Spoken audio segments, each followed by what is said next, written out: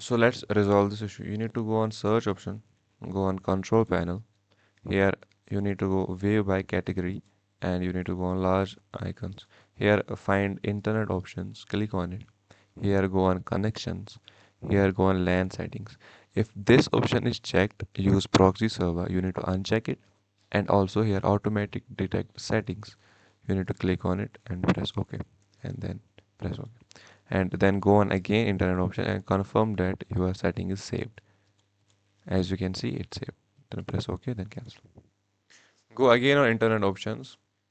Go on advanced settings. Here go and restore advanced settings. After pressing it, go to apply and OK. And then the step number 2, if this problem is still there, then you need to go on start option or search option. Search network connections. Here this icon will pop up. You need to click on it. And there you go, the connected option or the connected Wi-Fi you have.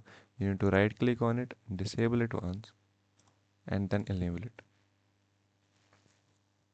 And then go and restart your Wi-Fi, or you can restart your PC and see if the issue resolves or not. And if the problem is still there, what you need to do, you need to again go on the same option. Here right click on the Wi-Fi you are connected to, go on properties. Here you need to find internet protocol version 4. Go to properties. Here see if it's connected on obtain IP address automatically and obtain DNS server automatically. If this does not work, you need to go and use the following DNS and press here 8888 in below 8844 and then press OK. And if the issue is still there, you need to go on search option. Here go on network reset.